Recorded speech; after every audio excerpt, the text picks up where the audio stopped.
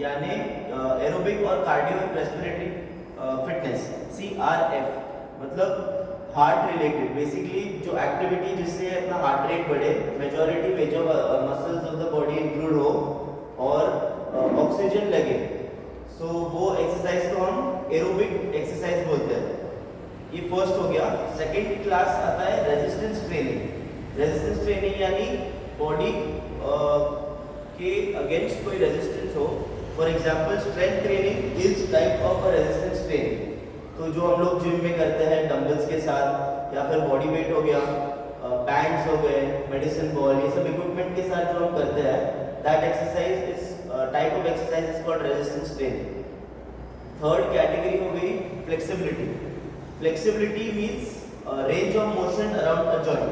मतलब सपोज ये हमारा शोल्डर जॉइंट हो गया, इसके अराउंड हमें कितनी फ्री मूवमेंट मिल रही है, तो वो टाइप ऑफ एक्सरसाइज को हम फ्लेक्सिबिलिटी ट्रेनिंग कहते हैं। The fourth type of movement is balance.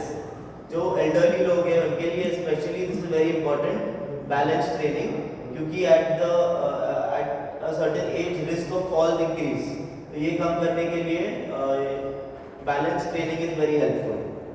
तो अभी इसमें भी स्पेसिफिक टाइप्स है। फॉर एग्जांपल एरोबिक फिटनेस हो गया, मैंने फर्स्ट जो बात किया था, उसके अंदर 2 टाइप्स रहते हैं। One is called LDSS, long distance steady state. For example उसमें बहुत लंबा डिस्टेंस रहता है, 15 minutes, 20 minutes. Continuous running is called LDSS, long distance steady state. उसके ऑपोजिट एक दूसरा रहता है इंटरवल ट्रेनिंग। इंटरवल ट्रेनिंग में कैसे रहता है, लोग इंटरवल्स में भागते हैं। फॉर एग्जांपल एक्टिविटी रहेगी फॉर 1 मिनट, फिर 30 सेकेंड्स की रिकवरी रहेगी, जहाँ पे वॉक करते हैं, रिकवर करते हैं, फिर अगेन वापस हाई इंटेंसिटी लो इंटेंसिटी, इसके बाउट्स रहते हैं। सो ये हो गया सेकंड। और फ्लेक्सिबिलिटी में बेसिकली ऑल जो हमारे जॉइंट्स है उसके अराउंड मसल्स रहते हैं, वो सबको हम लोग वो जॉइंट को बेसिकली फ्लेक्सिबल बनाते हैं ताकि रेंज ऑफ मोशन इंक्रीज हो। अभी कुछ बेनिफिट्स के बारे में बात करते हैं। एक्सरसाइज क्यों करना चाहिए? एक्सरसाइज के बहुत सारे बेनिफिट्स होते हैं, but majorly risk of cancer decreases, सबसे इम्पॉर्टेंट चीज़ है। Around 7 to 8 types of cancer study से पाया गया है। इस chances are reduced from 10 to 20 to 30%, chances are reduced. Secondly coronary artery disease, cardiovascular disease, ये सब के चांसेस कम हो जाते हैं अगर हम एरोबिक एक्सरसाइज करते हैं। जो मैं एरोबिक बोला था मैंने, जिसमें हार्ट रेट इंक्रीज हो, right, oxygen body oxygen use हो और मेजर मसल्स यूज करें, सो वो एक है। देन मेजर बेनिफिट है जो स्ट्रेंथ ट्रेनिंग है, रेजिस्टेंस ट्रेनिंग और स्ट्रेंथ ट्रेनिंग, उससे बोन मिनरल डेंसिटी बढ़ जाती है, जो हड्डियां है वो बहुत मजबूत हो जाती है। So that is the main reason elderly should start doing some form of resistance training. The risk of falls increase हो जाते हैं, उनके bones strong हो जाते हैं, so वो हो गया। Then एक और main important benefit है day to day life में, improve sleep, improve digestion, improve better quality of life.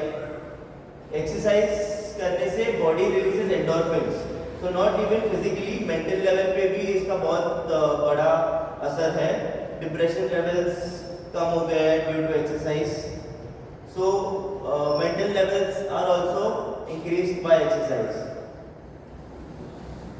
एक मिनट मेरे पास पॉइंटर्स लिखे हैं।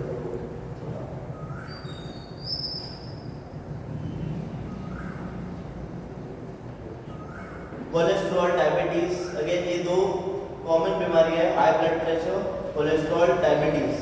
जो डायबिटीज है, 90% Indians are suffering from diabetes, so having a good exercise programme can reduce the chances and even reverse diabetes, high cholesterol, high blood pressure, ये 3 main जो बीमारियां हैं।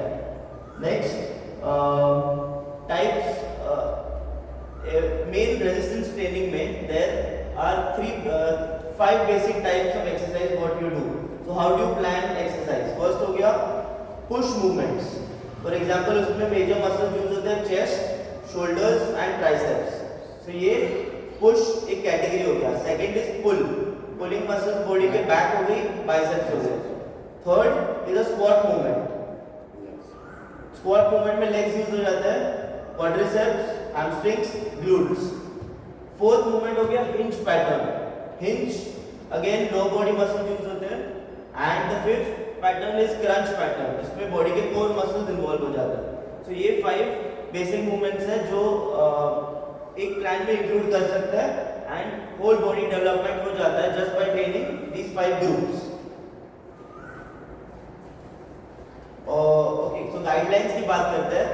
According to ACSM, American council of medicine, उन्होंने एक specific guideline set की है कि इतने एक्सरसाइज करोगे, that is the bare minimum to remain physically active.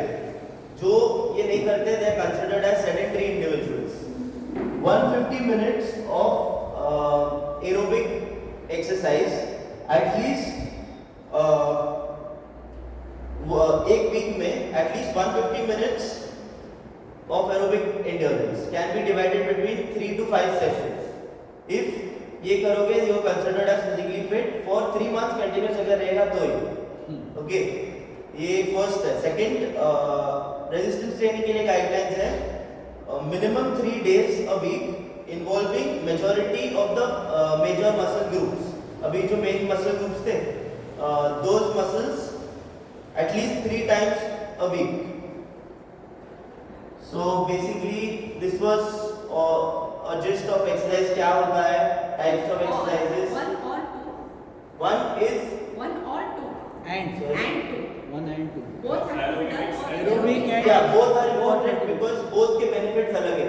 Aerobic will help your heart health, longevity, heart right, cardiovascular disease, coronary artery disease के सब chances कम हो जाते हैं. शुगर यूटिलाइजेशन बेटर हो जाता है फॉर डायबिटीज. ब्लड प्रेशर कम हो जाता है एरोबिक एक्सरसाइज करने से. Resistance exercise will give you the other benefits like cell level benefits रहते हैं, बोन लेवल बेनिफिट्स रहते हैं, bone mineral density increases, your risk of falls decrease, all of that. So both combine करके 4 to 5 days का proper plan बना सकते हैं for exercise.